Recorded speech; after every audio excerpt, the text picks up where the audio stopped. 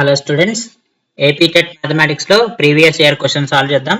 If HCF of two numbers is 6 and LCM is 36, if one of the number is 12, then another number is అన్నాడు.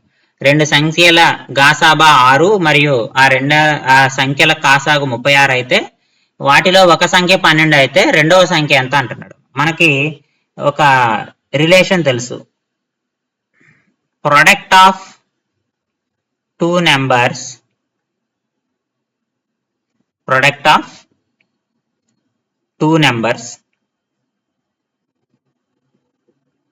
is equal to LCM into HCF of that numbers. So రెండు numbers ని మనము XY అనుకుందాము. XY is equal to నాకు LCM 6, HCF 6, LCM 36 ఇచ్చాడు.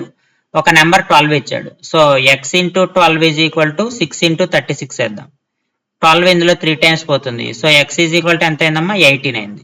So 18 నాకు ఎక్కడ ఉంది, option 1. Option 1 is the correct answer.